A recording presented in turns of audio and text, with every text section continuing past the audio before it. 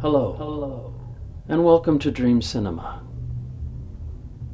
For the past 5 years, the Step Jayne album Silver Bullet Suicide has been released one track at a time with an accompanying video. For the next 10 months in Dream Cinema, I will be exploring each track and video with a co-host. This month, I speak with artist Carolyn Rudometkin about the music video Roll. Carolyn is also my mother. Before you join us for this conversation, you are advised to watch the music video for Roll. Thank you, and we look forward to seeing you there. Carolyn Rudometkin, you go by Katsya as your artist name? Correct. Katsya Rudometkin. Yes. You sign your paintings that way. Artist, entrepreneur, business person, person of, I would say, faith and hope and curiosity. You seem to maintain through all of your years a certain curiosity about life. Welcome to the show. Welcome to Dream Cinema. Pleased to have you. Maybe you'll be willing to even show some of your art to us a little later on? I might. You're going to think about it. Well, be kind. And I will, probably. That's good. For those that don't know, you are my mother. I am. Yeah. I am. And so thank you for being willing to be on the show here and to discuss this video today, Roll by Step Jayne. Mm-hmm. So let's jump right into it, shall we? I think you have a series of questions about Roll. I do. Yeah. And then we'll go from there and we'll just see where the conversation leads us. So the first thing, there's an invitation. Mm-hmm. Okay. And so my question to you is, do you feel we're all in prison, we're all behind chain link fences trying to get out? All of us? It's a good question. I don't know your mind and what's going on in your mind. I only kind of know what's going on in my mind, I think. What I base maybe empathy on are things I've read, conversations I've had with others who seem like they maybe are going through similar things. People having addictions, maybe people having certain thoughts, certain doubts in life. There seems to be various times in our life when we are imprisoned. I'm going to run two things together. Okay. So I have a choice, you have a choice, who we hang with. Who we spend our time with? Yes. Okay. I was trying to sound upbeat, you know. And so if I'm keeping company with people who are tend to be down, excuse me, and not real happy people, and not that everyone could be happy all the time, okay? But I then would tend to dwell on those kind of thoughts, down thoughts. You're saying who we associate with influences us. Absolutely. Yeah. I mean, I think there's no doubt about that. As far as happiness is concerned, we go through different phases of our life, and maybe happiness at some points is not the point exactly, but how we maybe how we perceive what happens to us is the point, and we don't have to shake pom-poms around and play cheer games at every juncture. But I would say that definitely our associations affect us in major ways. Yeah. So then in this song, it says, do your thing. And then, does music really set you free?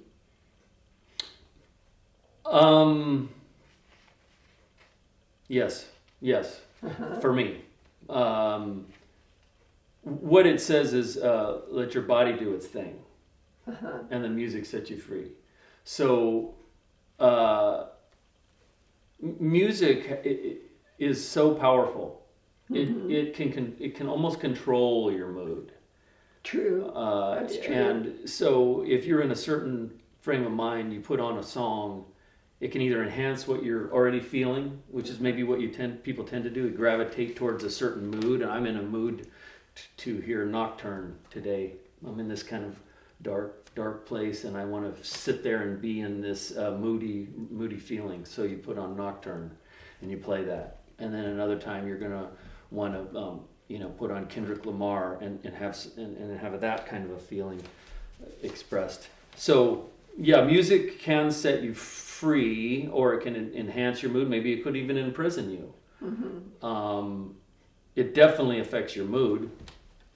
Okay, so your video starts out with this man behind the chain link fence. Mm-hmm. And then it goes to this man and woman who seemed imprisoned. Mm-hmm. Mm-hmm. And, doing all this, trying to get free from there. Mm-hmm. Mm-hmm. So then you say, keep on it, roll 3 times. Mm-hmm. The devil's got a hold Mm-hmm. versus the Lord, maybe. Mm-hmm. Mm-hmm. Mm-hmm. So Mm-hmm. how do you know which one? And Yeah.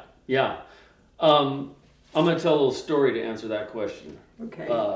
There was a woman whose son won an award, and she had to go to the show to see him accept the award. First of all, everybody was like, "Oh, your son won this award. It's amazing." She says, "Maybe, it's amazing." She's on the way to the award show. She gets in a wreck. Okay. And then everybody says, "Oh, it's horrible that your son won this award. Now you broke your leg." She had to go to the hospital, spend the night in the hospital. Meanwhile, that night at the hospital, there is a landslide at her house. Her house slides down the hill into the wash. Everybody says, "Oh my God, it's so lucky that you broke your leg in that accident, because you would have been killed in that." She said, "Maybe," and so it goes on from there. The story goes on and on from there. There was a buried treasure under the house. "Oh my God, you're lucky the house fell off the hill." Maybe. You see. So our perceptions about what is good and what is bad, the Lord, the devil, we don't always necessarily know what is good for us or bad for us based on the immediate moment. Sometimes it takes 10 years True. before True. all of a sudden what we thought was a curse turns out to be a blessing, or vice versa. Right. Some people are born into wealth, and that's supposed to be a blessing in some people's eyes. But it ends up being almost like a curse to some people. It never allows them to find their own way, for instance. Right. So that's what the lyric is about to me, I think. Maybe it's the Lord trying to save my soul. The devil's got a hold, Oh, maybe. Mm-hmm. Is that a true story? What's that? The story you just told me About the woman and the... maybe. It's true to me. My next question is, how do you come up with these ideas of these people doing these different things in your video? Good. I mean, it's almost like impressionistic painting, maybe. You write the lyric, it comes to you almost as an impression, a feeling, kind of a mood, a place maybe you're in your life. All of the things you described were probably things I was, facing at the time that I wrote the lyric and the song, and maybe things I was trying to get through, things I was trying to work through in my own mind, in my own life. Mm-hmm. But I don't want to go back there again. I'm on a different role this time. And so to exhibit that, to demonstrate that, you start to see characters in spaces, I guess is the only way to really answer that. People that you meet. With the dancer, Amanda, she's a professional dancer for years. I happened to see her at out on the town when I was in Sacramento at the time. And I said, oh my word, I want to work with you on the song. It's about the body, it's about movement, it's about trusting your body. You've worked with your body your whole life as an artist. So immediately I pulled her in, and then those scenes came together. She chose her partner in that, Ben, and because she's comfortable with him, and because they just work so well together. Yeah, they did. Seriously. They just have a connection. They have a way of moving together. I agree. A lot of it was I directed, but a lot of it was spontaneous. And then a cinematographer, Sean Christopher, who I've worked with many times, worked with me on this, and you know, he and I kind of worked that way together too. He just has a great eye, and we between the four of us in that scene, we just kind of made it happen, made it work. And they were so expressive. I mean, their faces they were great. Seriously. They just bring the world to life. First, you know, they're doing all this shaking stuff when you see them. Then the other scene is, it's like they want to get out. And so he's trying to get out. She pulls him back. And then she's trying to get out and gets even more curious than him. And he pulls her back. So it speaks a lot. You know, you need someone in your life. You do. Who says, that's not good. Don't go there. You know. It goes back to the associations we were talking about, the people that you associate have influence you so much. That's an interesting way to perceive it, that you need somebody to pull you back. Because that's true. Sometimes you're going so far into whatever it is that's maybe not going to help you, and you can't see. You can no longer see at a certain point. And you need somebody to say, hey, hold on a second. You can flip that and interpret it a totally different way and say, you're headed towards something that's going to set you free. You're going to come out of this concrete world that you're living in, and somebody holds you back. At one point, she holds him back, and the other point, he holds her back. Maybe she was getting curious about something that was about to break her out of that concrete area. Good point. And then he pulled her back.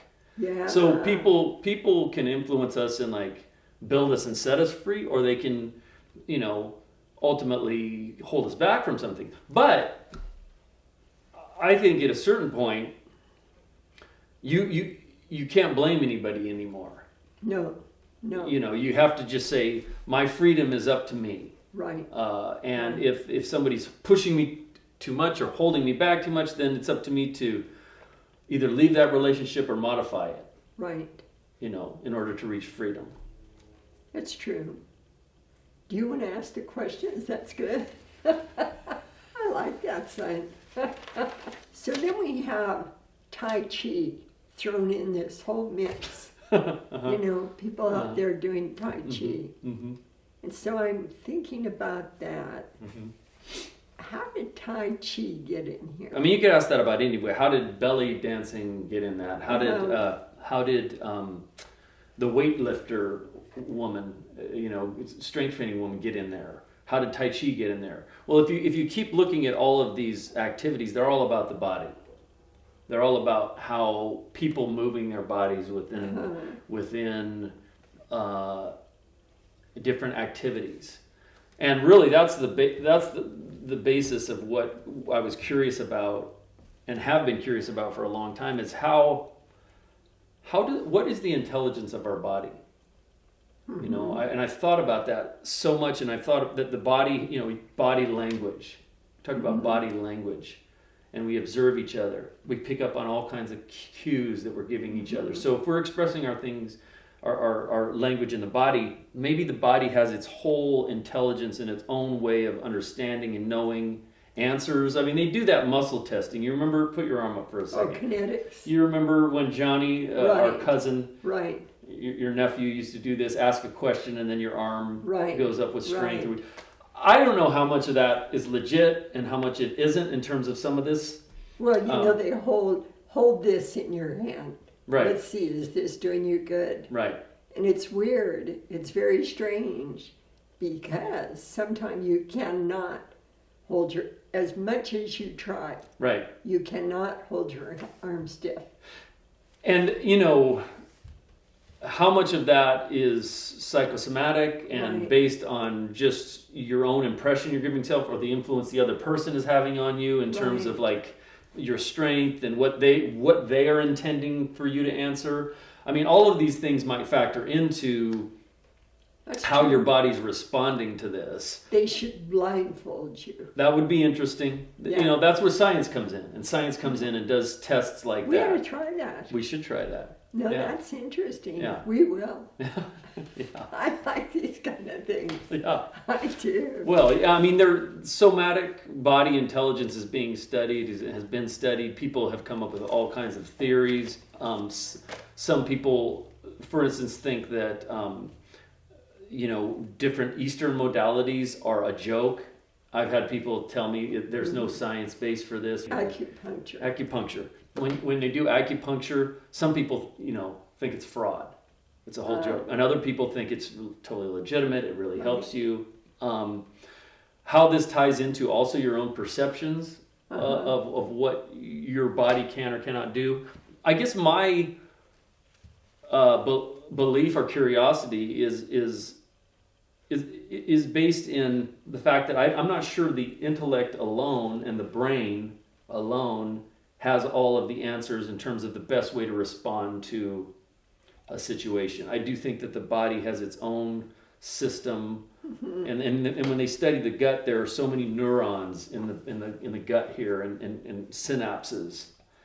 Why are there so many synapses and nerves meeting in the gut? There's something going on there, and I'm curious about it. And that's what the song is kind of about. It's about getting to know this other kind of intelligence that can maybe set you free. I'm going to tell a real quick story. 2 women thought they might have TB, tuberculosis. Mm-hmm. So the doctor checked both of them out, and the letters became mixed up. Mm. And the one who didn't have TB received a letter that said, "I am so sorry. Mm-hmm. Mm-hmm. You probably don't have lung." Mm-hmm. And the one who had TB received the opposite letter, "You're fine. Mm-hmm. You're going to do well." Yeah. What happened? Yeah, they both followed those orders, Exactly. so to speak. Exactly. Yeah. The woman died. Yeah. The other one got well. Well, you in your own life with your husband, my father, saw what he did when he was a young man, given the opportunity to either listen to some inner voice or listen to what all of the doctors and things that were happening around him, giving him a diagnosis of a few days to live. Right. Maybe he didn't hear that directly, but he probably could sense what was going on. He's in the hospital, and he just decided that he was not going to die. Well, And he was an athlete, a Right. professional athlete, Right. trained his body, studied his body. I almost feel like in some ways he operated almost from a body intelligence in a lot of ways. That's my perception of him. I don't know what your perception of the whole situation is. when that happened, when he was diagnosed terminally ill, he's not going to live, 25 years old. And I had a strong impression not to tell him anything. The doctors told me nothing, zero. Although he did hear 2 nurses talking and saying, "Too bad about that young man. He's not going to make it." Yeah. He heard that. Okay. And he asked his dad, "Is that true?" And his dad said, "No, that's not true." Really? I never heard that story. Yeah, no, it happened. Wow, that's interesting. That Yeah, and then he asked me, and I said, "No, that's not true. They don't know anything." And so, and he always said, "When I get well, we're going to run on the beach. We're going to do this. We're going to do that." This is interesting too, because so a song that he was listening to at the time, earlier you asked, does music set you free? Oh, very good point. So, very good so point. you think about this song that he chose. At the time, Ike Cole, Nat King Cole's brother, who Right. wasn't as famous, but had a few hits, I think, he covered this song. What was the name of the song? My Blue Heaven. So I think it's just called Blue Heaven, isn't Blue it? Heaven. So what did he do at that time with that song? Well, I was driving him in the car, and this is after they released him from the hospital because he didn't die. Okay. How long can you keep him in there? Right. And so, and that song came on the radio. He had me go and buy the record Okay. so he could hear the song. Okay. And just Molly and me and Baby Makes Three were happy in My Blue Heaven. Mm. And we had a son, 1 year old. And that just was his song at that time. You listened to it a lot? A lot. Listened to it a lot. Was it a little one, just the song, like a 45? Was it, or the whole record? I think at that time it was the whole record. Okay. You know, it burned in the house. I'd still have it. Yeah. You know, but So he listened to that song repeatedly. oh, quite So often. this to me is the power of music. For Yeah. one, he chose a song, something about vibrations and music and the message in it, and programming your mind about what you want to do with your life. And that's good. there's nothing quite like music I mean, I love all art forms, and you're a painter. I love that. I love to paint as well. Painting affects us in different ways than music, doesn't it? Yes. You know, doesn't it? Well, when I'm painting, I'm lost in time. I'm lost in time. And it's just so relaxing. Mm-hmm. So relaxing, and you're thinking about it, and it's just healing. Painting is healing. Healing. Like music, actually. You know? But there are some similarities. I've noticed it since I've been putting out 5 doors every month that the music seems to be, or the painting seems to be affecting the music. I've mentioned this before, but when you layer a painting and you put it together, there's something about the way things are moving with the paint and the layers and the textures that when I then go to write a song, layers, textures, sound, how one sound interacts with another, it influences that process as well. Yeah. I have one more point about what your face tells your body. Okay. When this last illness of Dad's, it was very sad. And I decided I can't let myself become ill. I'm taking care of him. Okay, you're the caregiver. I'm the caregiver. For your husband, my father, Your father. for about 5 years, Right, 6 years. right. Mhm. And so I decided I am going to walk around smiling. Mhm. I didn't have too much to smile about, Yeah. but I thought, I'm going to tell my body we're doing okay. We're doing okay, and we're going to do well. I'm fine. And so your dad actually couldn't believe it, and people would call and talk to him now and then. They'd say, how's Carolyn? He'd say, she's the Energizer Bunny. Yeah. Yeah. And so Yeah. that I learned firsthand, put a smile on your face. Even when you feel like there's nothing to smile about, smile. Changes your mood. Changes your energy, gives you energy. It's amazing to think about how we are our own physicians. True. You know, we are basically creating our health, psychological, Right. physical, emotional. Right. We have a lot of maybe control over that in some ways, more than we know. Right. That to me is the mind telling the body things are okay by sending it a message. But then the body is actually taking the action. Right. And then almost like telling the mind in reverse, yes, you are okay. Yeah. So that's an interesting way to think about the brain and how it's, in some ways, maybe is the control center of the body, at least to send a message. So we do have some sort of a choice in there. I honestly have to throw this in there, though, because it's not as easy for some people to do that. It isn't. Well, that was going to be a question that I was going to follow up with you about. Yeah.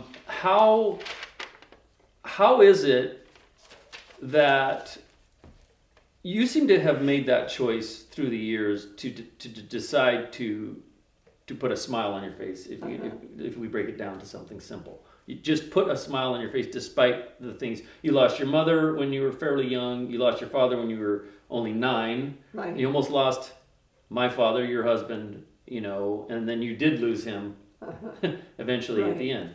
So you've been through some loss, and yet you still seem to maintain this outlook that's keeping you healthy. I mean, you're not a spring chicken anymore, but you have vibrancy. You have a vibrancy and you have life in you.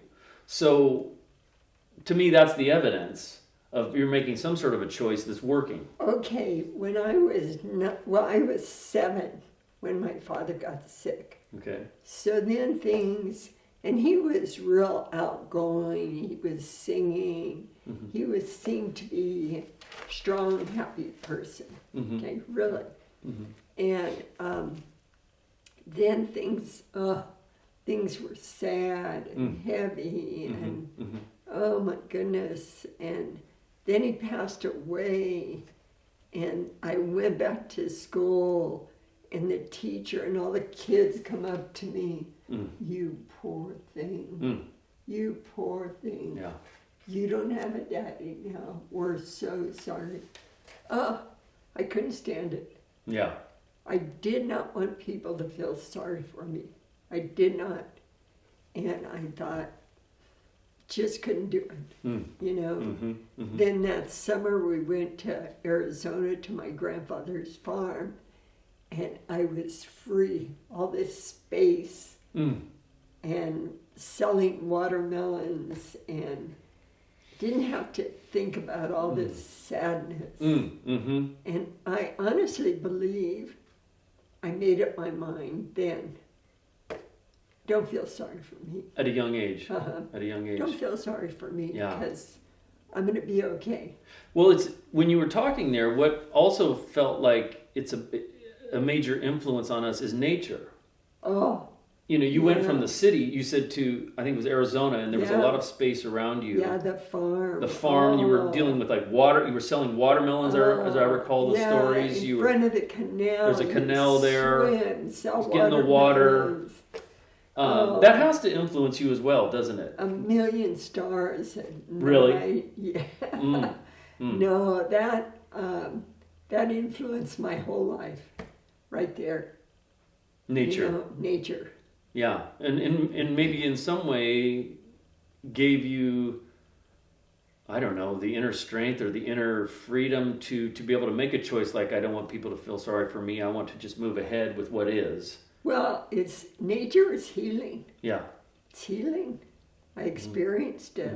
My sister experienced it. Now, why is it that some people don't make that choice and decide, and either, like pass on? Some people will pass on. Some people will go into addictions. Right. Some people will stay in dark places. Well, what makes the difference? Now that I'm not a spring chicken, and I've seen a lot of decades and a lot of people, and I mean, it's going to sound mean, but some people like to mope. I call it the mope. And after your dad died, I could feel when I was getting to the mopes, I call it. Yeah. And so I'd have to get up, do some work, go outside, take a walk, anything to get me out of the mopes.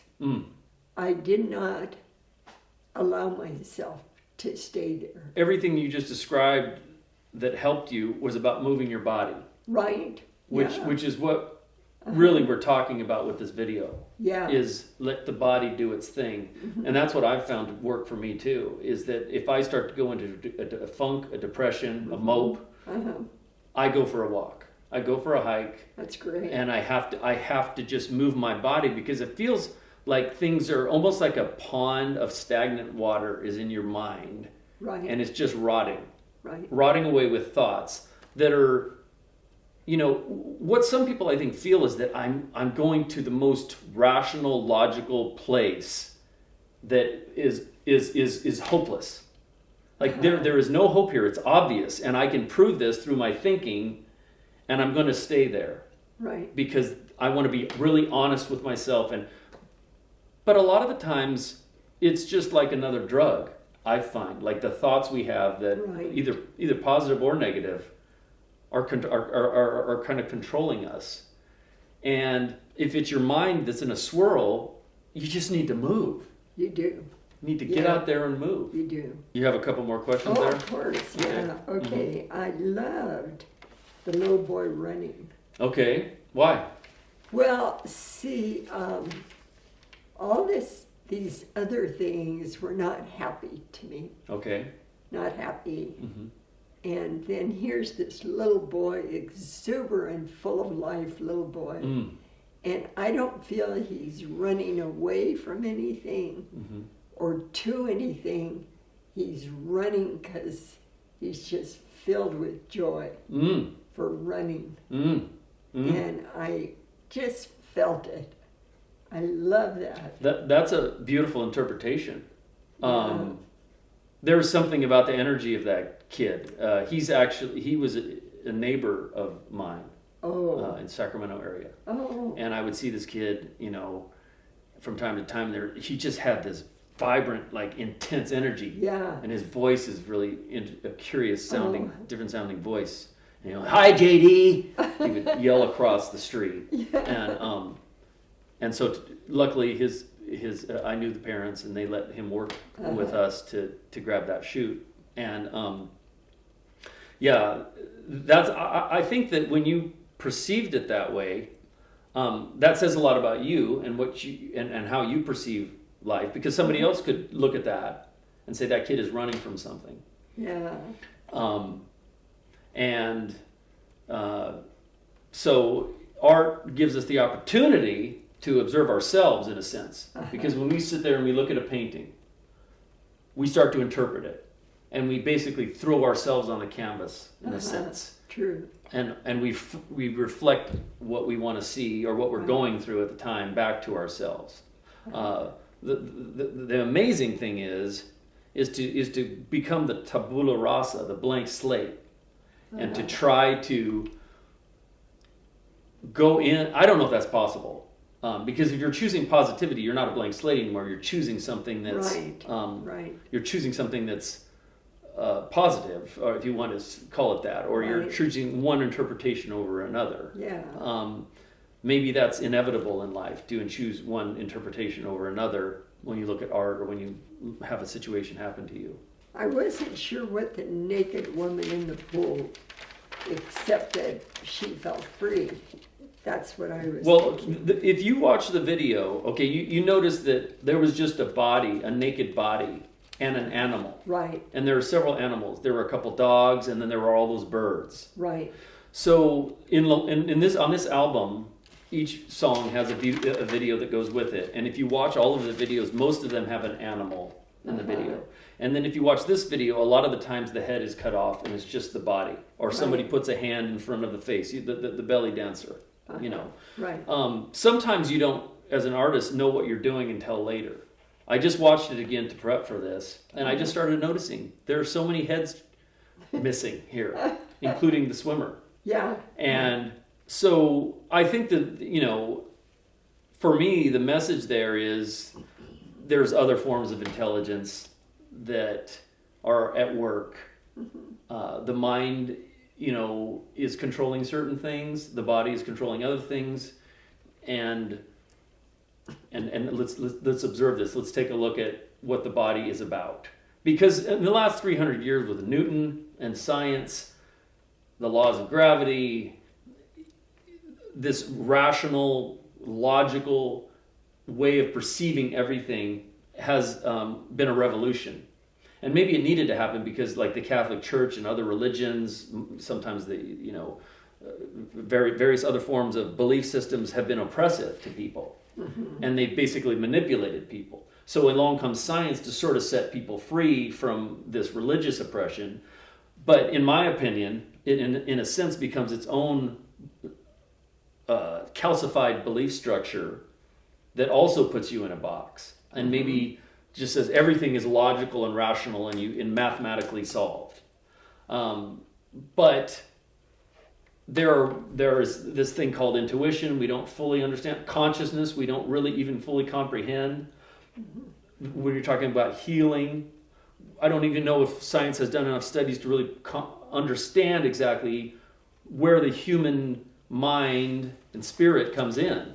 So what I'm trying to say in a with a lot of words here is every belief system we have influences us for possibly something helpful and something that also takes away something that we maybe could use. So I have read scientific studies about people who were very ill in the hospital, and they were prayed for. They didn't know they were prayed for. They might not have even believed in prayer, but they got better because someone was praying. So there could be a zillion scientific studies, and everyone in the whole world could tell me they're all true and they're all right. But I personally have seen miracles when science said it was impossible. Impossible. Okay? Yeah.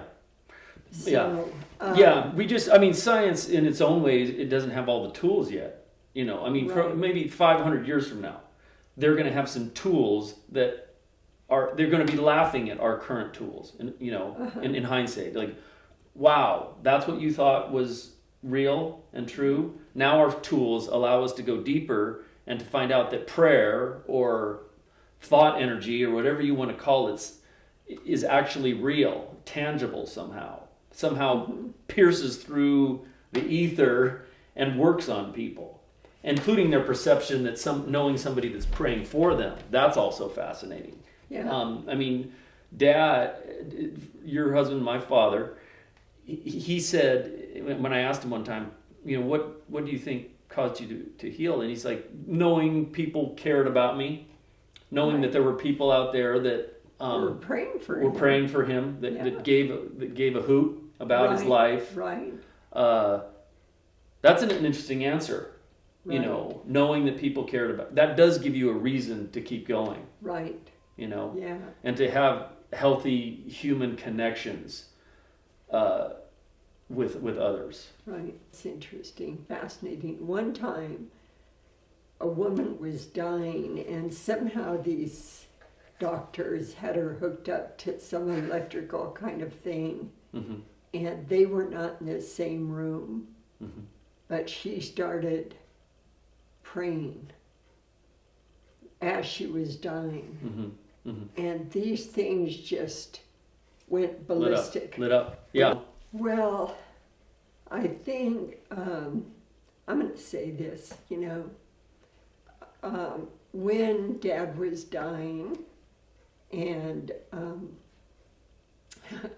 my heart was breaking. So I remembered a verse in the Bible that says, I knew you before you were born. I knew all of your days when there wasn't even one. Yeah. And so I said to myself, God's in charge. Mm-hmm. Mm-hmm. And if he wants Johnny to continue to live, Mm-hmm. he will. Mm-hmm.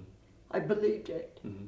I've seen it Mm-hmm. so many times. He did so many code blues over the years, so many things. Mm-hmm. And so I knew it was possible. I've always been fascinated through the years, the intersection of all these things. Mm-hmm. What is a miracle?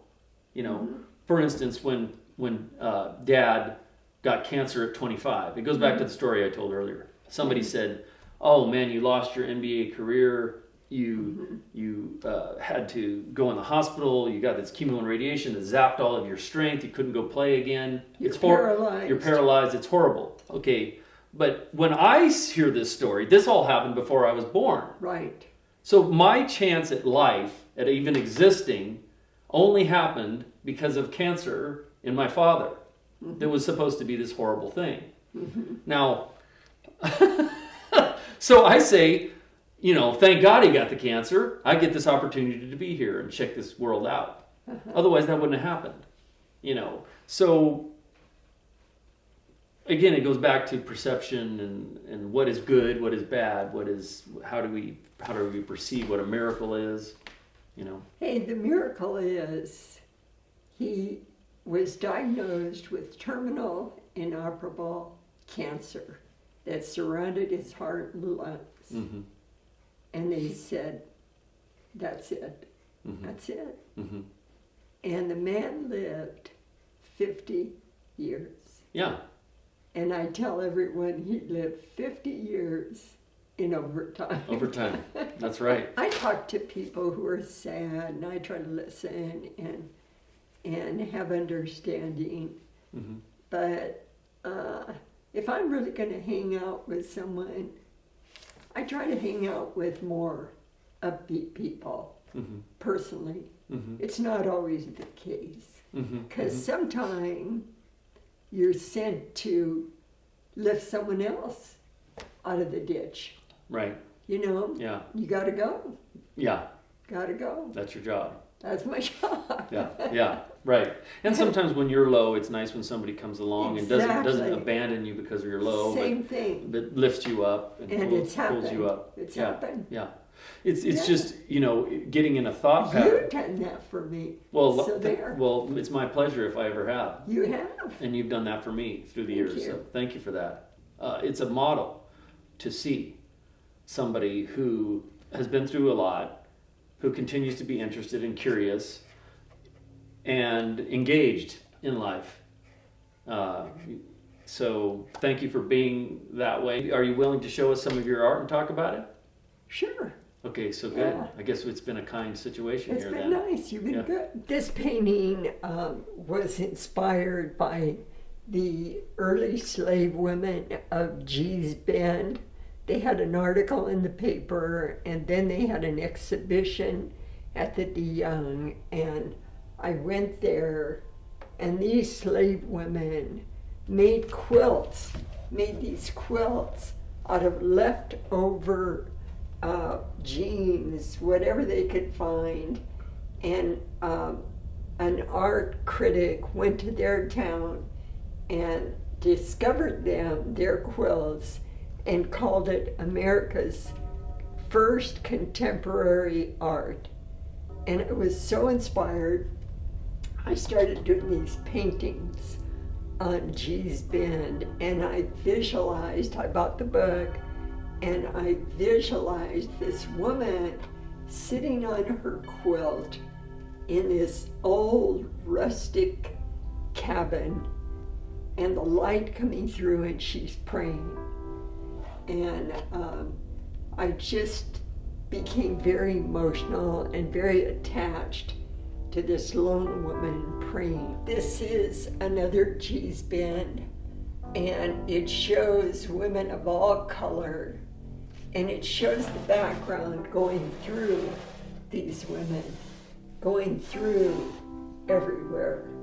And this is called Women in the Power of Prayer, or praise, could be either way. And it's rough. It's really rough. Everything is rough because life is rough. And even though it's rough, we can still be thankful. And this black up here is eternity. It's out there. We don't see it, but eternity's there. And in spite of everything and their troubles, they're still hopeful.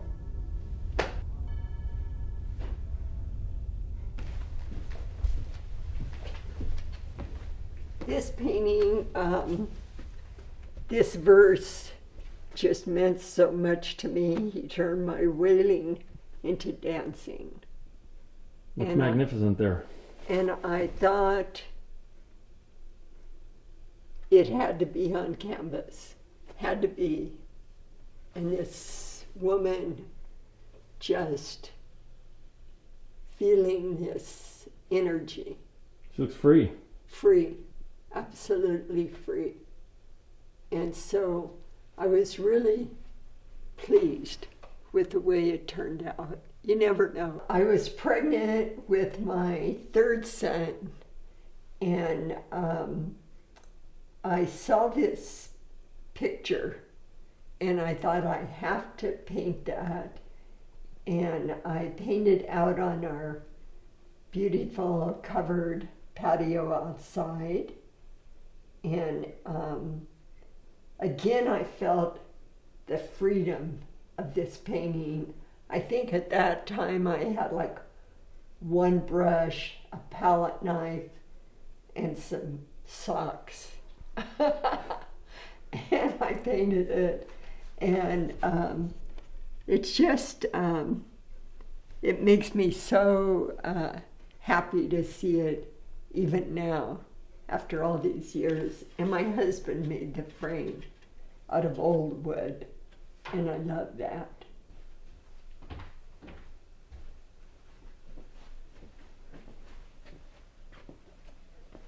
This painting I did recently for actually my son JD. I had originally painted this when I was pregnant with him. I seem to become very creative when I'm pregnant. And I painted it on a 4x6 wood board. I had a blood clot and I couldn't move, and it was magnificent. Probably the best painting I ever did. But we had a house fire and the painting burned in the house. So I thought, I have to do it again. It's the Church of the Transfiguration in Russia on Katsya Island.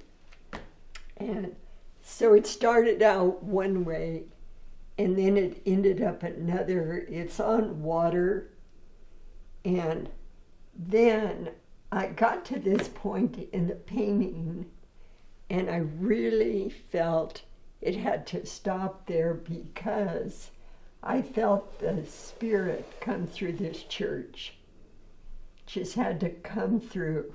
It had to be part of the land, part of where it was. And then someone told me it ended up looking like these were figures in here, in a way. But anyway, there it is.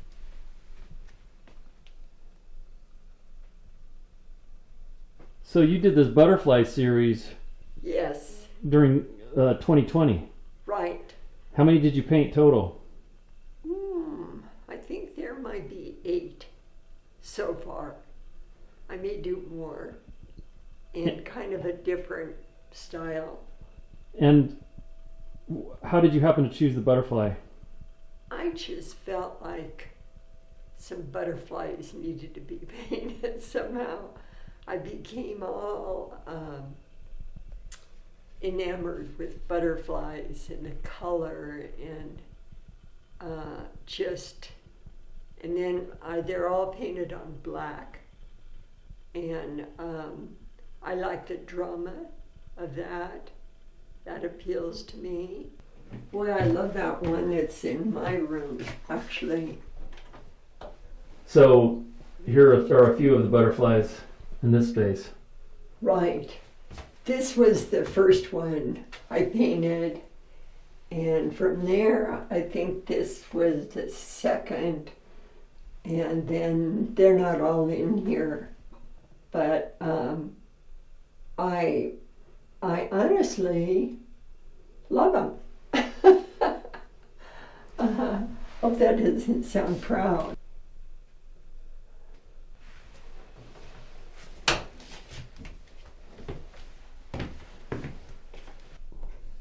Looks good. I almost match. How do you choose which butterfly you're going to paint? Actually, that's a good question. And I have to be in the mood for the color. If that color seems right to me on that day when I begin, then that's what I paint. Fair enough. It's a beautiful blue. Yeah, it does match you, doesn't it? It kind of does. That's my favorite color. I haven't done this on Five Doors or Dream Cinema, talked about my art, but thanks for taking a minute to chat about this piece called Superior Vena Cava. And also thank you for letting me exhibit it in your home for a bit here. To me, it's about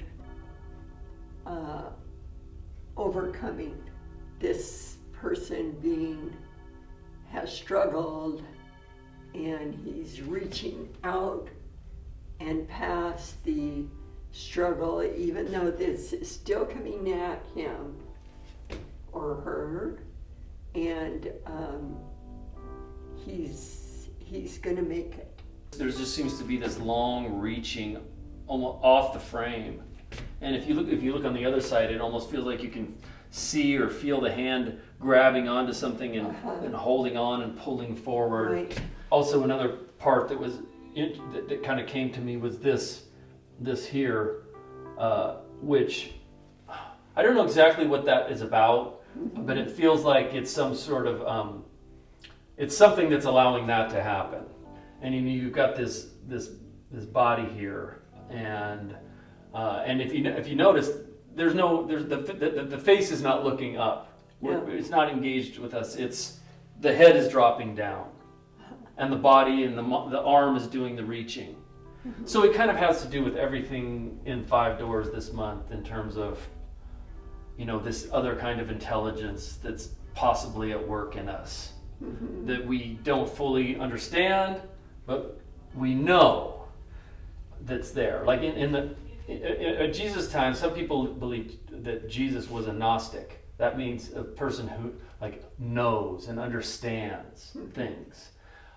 They have these things called the Gnostic Gospels that didn't make it into the regular Bible. They're the Gospel of Mary Magdalene, the Gospel of even Judas, which is bizarre, and the Gospel of Thomas. And when you read those books, it's like poetry in a way. Mm-hmm. They don't come to you straight on with all of these instructions. They come at you from a place where your logic ends and another kind of logic takes over. I think that's what painting does at times. Mm-hmm. It can with certain. Some people paint realism, some people paint abstraction. But right. For me, when I'm painting something like this, the ideas start coming, and I try not to judge them. I just try to let them do their thing, mm-hmm. and there's some sort of a vague idea, and then other things start to happen that you didn't plan on, right. You didn't expect. I was going to paint a totally different painting this way, okay? Mm-hmm. And then I took it outside here to gesso it with white gesso, but the roller had black paint on it from before. Uh-huh.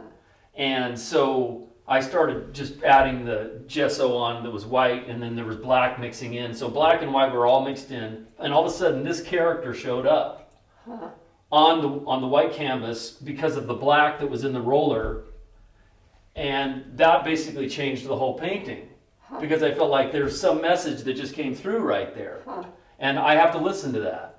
Right. it just became so clear. This is what the painting is going to be. This figure leaning a little bit with the head right here.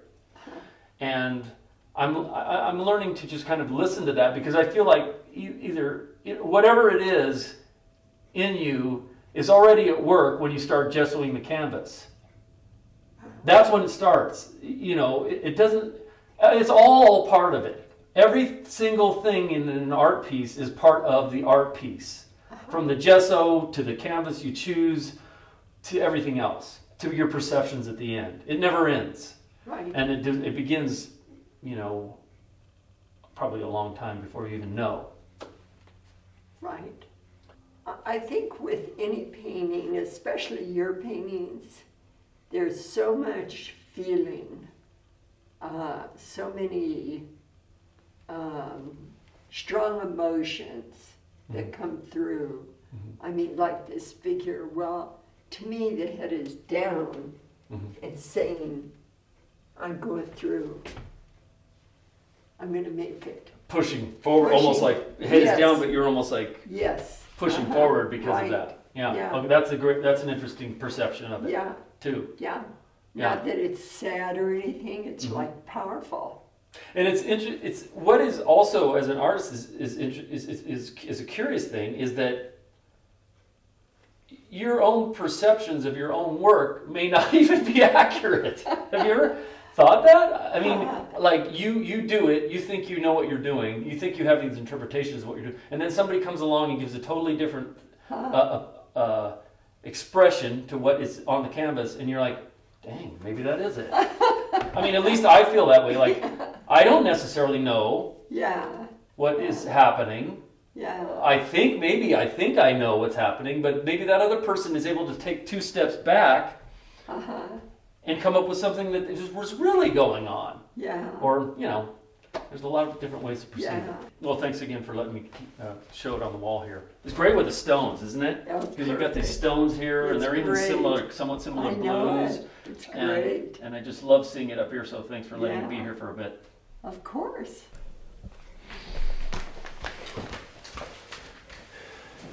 Well, Katsya Rudometkin, the artist, it's been a pleasure having you on Dream Cinema. Thank you for all your insights. Thank you for sharing your art with us and talking about it. And I hope you continue to paint and live this curious, inspired life you've been living all of these wonderful many moons. Yes. One thing I actually didn't say, but I will say, that I have lived in the country for over 50 years. And I've loved every minute being in nature. Yeah. It influences us, doesn't it? It does. It's actually blessed me, brought healing to me, and my heart, and my mind, and my body. I just wanted to mention, I just wanted to say a thank you, rather, to you and Dad, because you've come to a lot of theater shows of mine, watched a lot of my videos, listened to my music, and it's not always been maybe your first choice in art. I remember in theater once, I was in a play called The Play About the Baby, Edward Abbey, and I ran naked across stage, and I also nursed from my another actor in the play, and you attended that anyways. You attended solo shows that were very personal, and so I appreciate you attending those shows, listening to the songs, watching the videos, despite the fact that maybe sometimes they make you feel uncomfortable. Hey, a lot of things make us feel uncomfortable, but you're my son, and I love you.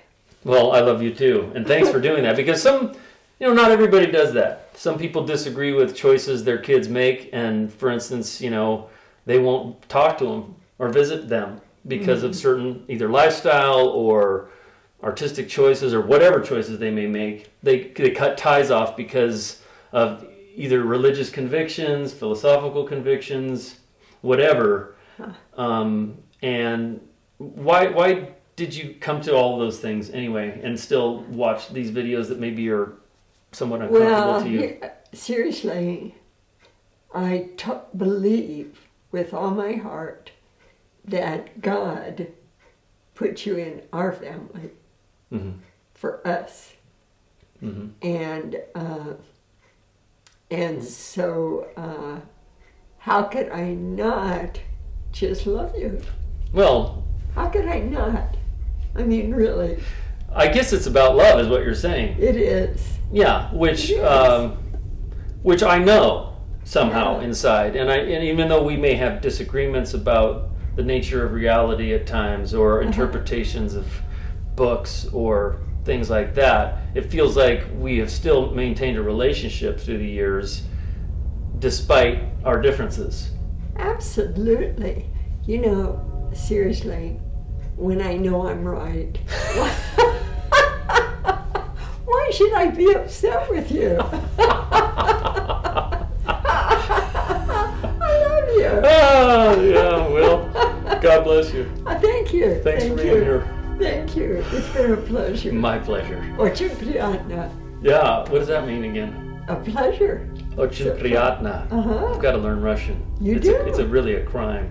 It is. I need to work on that. Yeah. Maybe this is the time to do that. It is. Yeah.